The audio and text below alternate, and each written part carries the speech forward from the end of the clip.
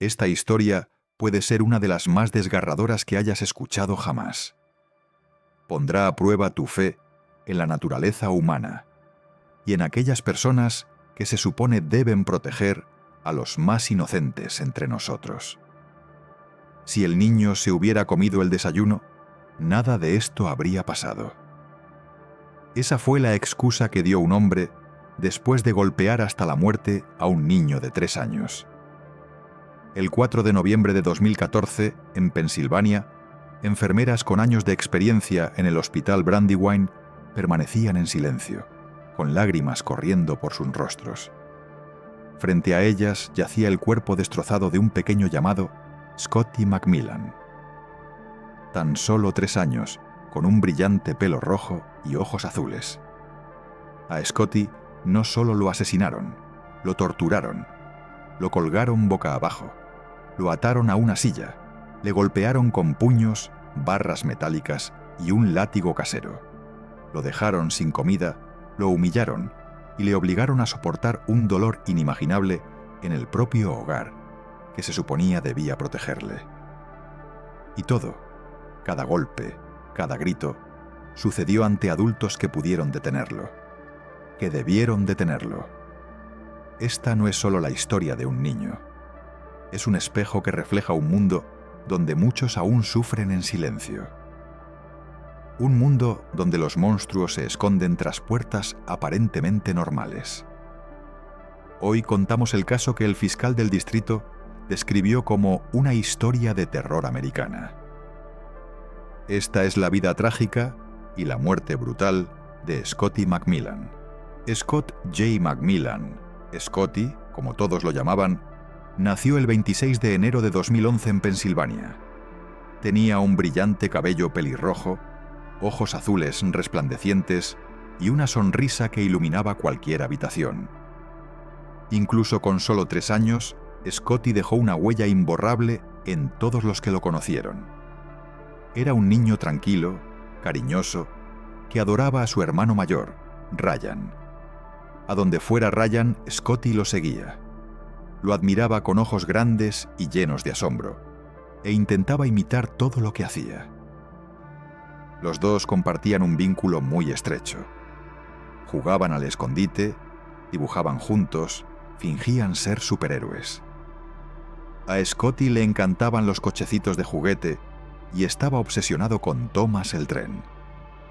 A menudo llevaba consigo uno de sus trenes favoritos a todas partes. Su color preferido era el verde. Le gustaba cantar en el coche durante los paseos con su tía Kim, llenando el espacio con su pequeña voz alegre. Ese niño hacía que el mundo se sintiera más luminoso, dijo ella una vez. Antes de que comenzara el horror, Scotty vivía como cualquier otro niño pequeño. Reía en las guerras de cosquillas, se acurrucaba a la hora de dormir y cantaba canciones con su hermano. Su madre, Gillian Tate, solía publicar fotos de él en Internet. Imágenes que mostraban a un niño feliz, en crecimiento, con una sonrisa tímida y una energía sin fin. Nunca imaginarías cuán rápido ese mundo se desmoronaría. Con apenas 3 años, Scotty aún aprendía a formar frases completas. Todavía estaba descubriendo cómo ser valiente en la oscuridad. Aún necesitaba ayuda para atarse los zapatos, cepillarse los dientes y alcanzar la encimera de la cocina. Pero más que nada, necesitaba amor y protección. Nunca lo tuvo. En solo unos meses, Scotty pasaría de ser un niño alegre y curioso a convertirse en la víctima de uno de los casos de maltrato infantil más horribles de los últimos tiempos. Los primeros años de vida de Scotty estuvieron marcados por la inestabilidad, pero nadie podría haber imaginado la pesadilla que estaba a punto de desencadenarse. Sus padres, Gillian Tate y Lauren McMillan, tenían una relación turbulenta. Tras años de intentos fallidos por mantener la unión, finalmente se separaron a finales de 2013. Lauren se mudó a Kansas y poco a poco perdió el contacto con sus hijos. Desde entonces, Gillian se quedó sola a cargo de Scotty y de su hermano mayor, Ryan.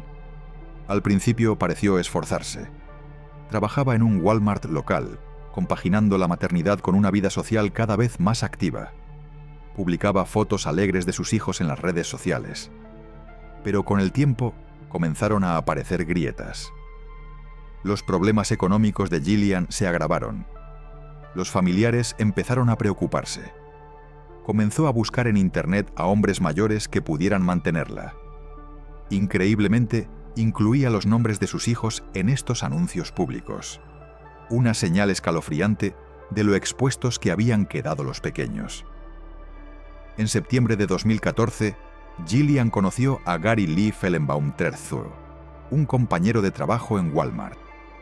Era 6 años más joven que ella, pesaba unos 125 kilos y tenía un carácter explosivo. Más alarmante aún, Gary estaba casado y tenía una hija de 11 meses. Le dijo a Gillian que su matrimonio estaba prácticamente acabado, culpando a los problemas económicos por seguir viviendo con su esposa, Amber. Fue un error fatal. Pocos días después de conocerse, Gillian aceptó mudarse con Gary y llevó a sus hijos a un mundo caótico y peligroso.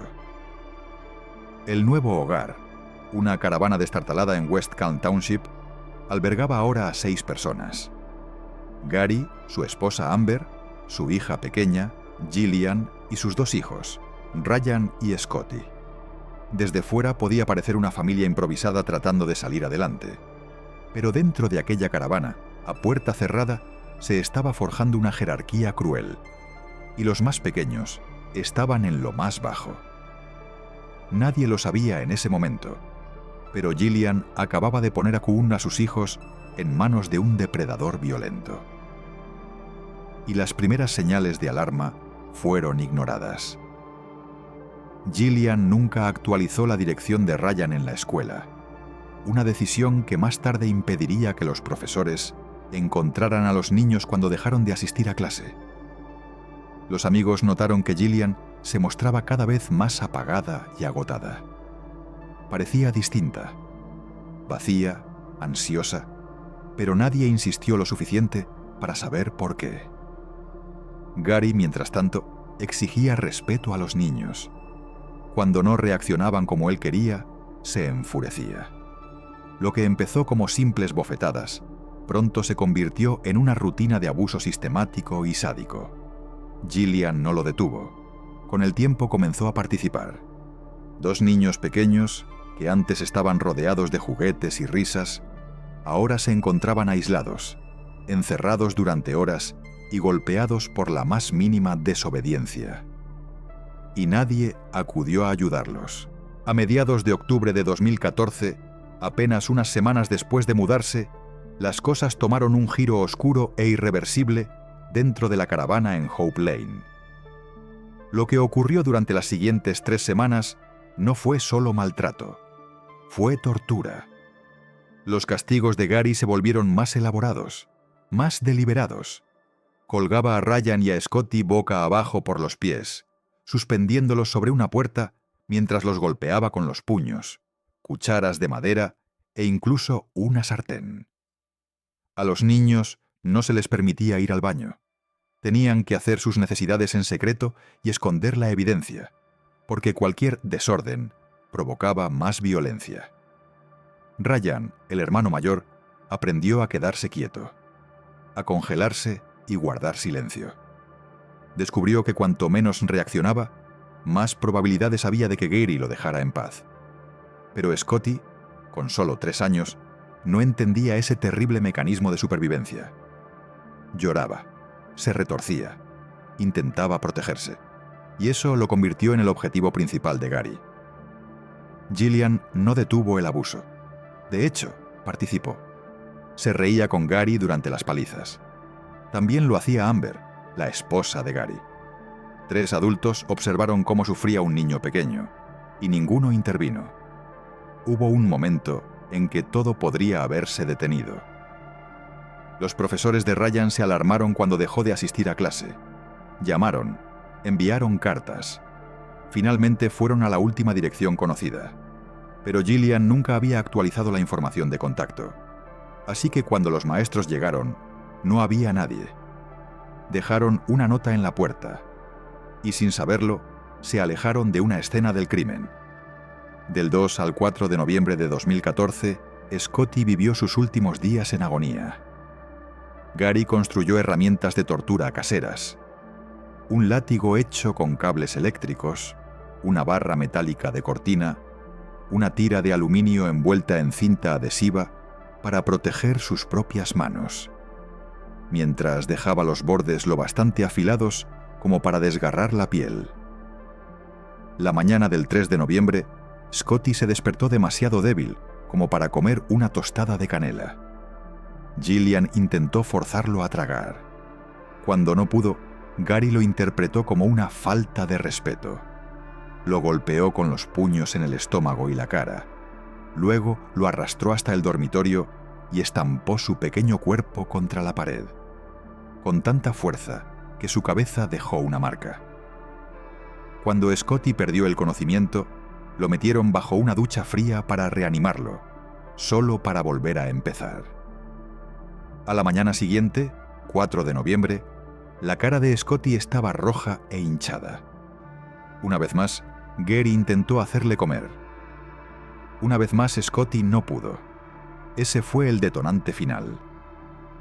Gary ató las manos y los pies de Scotty a una silla con cinta adhesiva. Luego, de pie ante aquel niño indefenso, lo golpeó en la cara y el torso hasta que vomitó y volvió a perder el conocimiento. Gillian observaba. Amber también. Nadie lo detuvo. Cuando la ducha fría no logró despertarlo, lo sumergieron en un baño de hielo. Aún así, no hubo respuesta. Solo entonces, tras horas de golpes, cuando el niño ya estaba inerte e inconsciente, lo colocaron sobre un colchón de aire desinflado y lo dejaron allí para morir. Esa noche, mientras Scotty agonizaba, los adultos salieron a mirar coches. Compraron pizza, comieron, tuvieron relaciones, durmieron la siesta. Solo alrededor de las 19:30, Gillian fue a ver a su hijo. No respiraba, gritó. Amber llamó al 112. Los sanitarios acudieron rápidamente a la caravana, pero ya era demasiado tarde. El cuerpo de Scotty estaba cubierto de hematomas, cortes y lesiones demasiado numerosas para contarlas. Su corta y preciosa vida había terminado. Solo, destrozado y abandonado. Lo que ocurrió a continuación conmocionaría a toda la comunidad. Cuando los servicios de emergencia llegaron a la caravana el 4 de noviembre de 2014, se encontraron con una escena tan espantosa que les perseguiría durante años. El pequeño cuerpo de Scotty McMillan estaba frío, sin vida y cubierto de moratones de la cabeza a los pies. Sangre brotaba de su nariz, boca y oídos. Presentaba heridas punzantes, lesiones internas y signos evidentes de un abuso prolongado y violento. A pesar de los esfuerzos del equipo médico, fue declarado muerto oficialmente a las 19:45 horas en el hospital Brandywine. Incluso el personal sanitario más experimentado no pudo contener las lágrimas. Una enfermera dijo más tarde que la imagen de Scotty viviría en su corazón para siempre. Un miembro del equipo de emergencias escribió: «Ese niño me cambió». La investigación comenzó de inmediato. Los agentes de policía entraron en la caravana y describieron lo que vieron como una casa de los horrores. Había agujeros en las paredes de yeso donde se había golpeado la cabeza de los niños, un colchón inflable desinflado manchado de sangre, un látigo casero hecho con cables y cinta, una barra de cortina metálica doblada, una tira de aluminio utilizada para infligir dolor, y cinta aislante, usada para atar a un niño durante su última paliza. Solo encontraron una fotografía de Scotty en toda la casa. El hermano mayor de Scotty, Ryan, mostraba señales claras de maltrato físico y fue trasladado de urgencia a un hospital infantil especializado antes de ser puesto bajo custodia protectora. La hija pequeña de Gary no presentaba daños físicos. Los 3 adultos, Gary Fellenbaum, Gillian Tate y Amber Fellenbaum, fueron llevados a declarar. Gary, con frialdad escalofriante, dijo a los detectives: «Todo esto no habría pasado si el niño se hubiera comido el desayuno». El 6 de noviembre, Gary y Gillian fueron arrestados y acusados de múltiples delitos, entre ellos asesinato en primer grado, conspiración para cometer asesinato y agresión agravada. Amber fue arrestada al día siguiente por poner en peligro a menores y por omisión de socorro. El caso atrajo la atención nacional. El fiscal del distrito del condado de Chester, Tom Hogan, no se contuvo. De pie ante la prensa, lo calificó de una historia de terror americana. Anunció que el Estado pediría la pena de muerte para Gary, un castigo raramente solicitado en ese condado, reservado solo para lo peor de lo peor. Pero la decisión no era sencilla. A pesar de las pruebas abrumadoras, incluyendo confesiones grabadas durante horas, declaraciones coincidentes de Gillian y Amber y las lesiones desgarradoras de Scotty, había un obstáculo moral que frenaba a la fiscalía. Para conseguir la pena de muerte, tendrían que poner a Ryan, el hermano de 6 años de Scotty, en el estrado. Tendrían que hacerle revivir cada momento que logró sobrevivir. Y no pudieron hacerlo. Así que, en 2015, Gary Lee Fellenbaum aceptó un acuerdo. Se declaró culpable de asesinato en primer grado, agresión agravada, conspiración y posesión de instrumentos del crimen. A cambio, evitó la ejecución, pero recibió cadena perpetua sin posibilidad de libertad condicional, más 10-20 años adicionales. El fiscal hizo una observación escalofriante. La vida de Gary Fellenbaum fue salvada por el mismo niño al que ayudó a destruir. Fue por el trauma de Ryan que decidimos no profundizar más. El mal, en este caso, fue perdonado porque elegimos la compasión.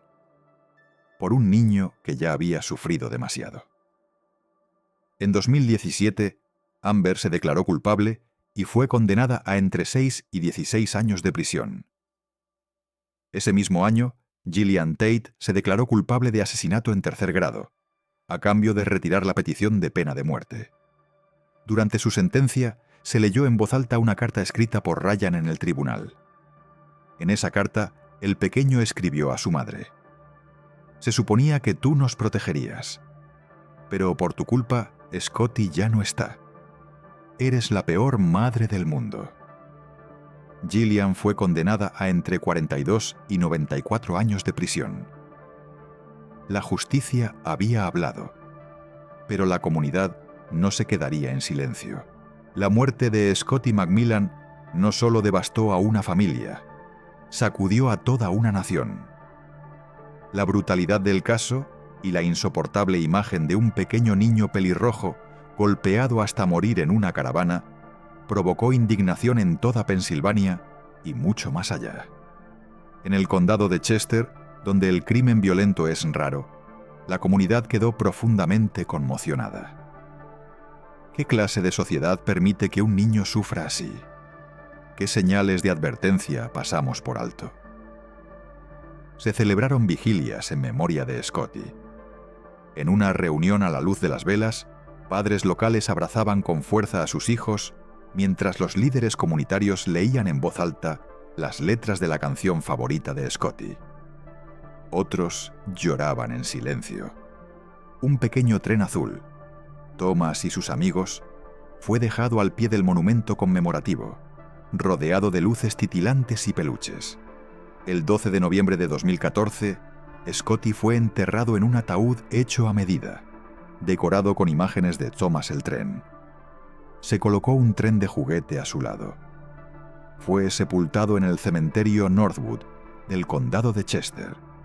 Su corta y luminosa vida, llorada por desconocidos que sentían como si lo hubieran conocido. Personas de todo el país exigían respuestas. ¿Cómo pudo ocurrir esto? ¿Por qué no existían más medidas de protección?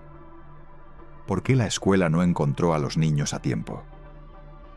¿Cómo pudieron los servicios sociales, los vecinos y la familia extendida pasar por alto o ignorar las señales? En Internet, la indignación se desbordó. Decenas de miles de personas firmaron peticiones exigiendo penas más severas por maltrato infantil y controles más estrictos sobre los tutores legales. Algunos se preguntaban si la actividad en línea de Gillian, publicando los nombres de sus hijos en anuncios, debería haber sido detectada por las autoridades. Otros exigieron controles sociales obligatorios tras ausencias escolares prolongadas. El caso reavivó debates sobre los sistemas de protección infantil, la pobreza y la negligencia en comunidades de viviendas precarias. Se convirtió en un símbolo trágico del fallo sistémico, donde las señales estaban, pero nadie actuó. Un miembro de la comunidad lo resumió con fuerza en una carta al periódico local. Fallamos a Scotty. No solo Gary, no solo Gillian, todos nosotros. Porque ningún niño debería morir así, y ningún niño debería vivir así. Se creó un fondo fiduciario para Ryan, el hermano superviviente de Scotty. Recibió decenas de miles de euros en donaciones, aunque más tarde surgieron disputas sobre su gestión. Finalmente, Ryan fue acogido por una familia adoptiva. En una carta desgarradora a su hermanito, escribió: «Lo siento por no haber podido protegerte. Te echo de menos cada día. Ahora estás en el cielo. Gary está en la cárcel, pero tú ya no estás conmigo». La muerte de Scotty se convirtió en un caso de estudio sobre cómo el maltrato infantil puede esconderse a plena vista y cómo el silencio puede matar. Scotty Macmillan nunca tuvo la oportunidad de crecer. Nunca aprendió a montar en bicicleta, ni a ir al colegio con su hermano mayor, ni a decir «te quiero» sin miedo. Solo tenía 3 años, demasiado pequeño para entender el odio, demasiado joven para defenderse, y demasiado inocente para sobrevivir en un hogar lleno de monstruos. Scotty no eligió la violencia. No eligió nacer en el caos. No eligió ser traicionado por quienes más debían haberlo querido. Pero nosotros sí podemos elegir lo que ocurre después. Podemos elegir no mirar hacia otro lado.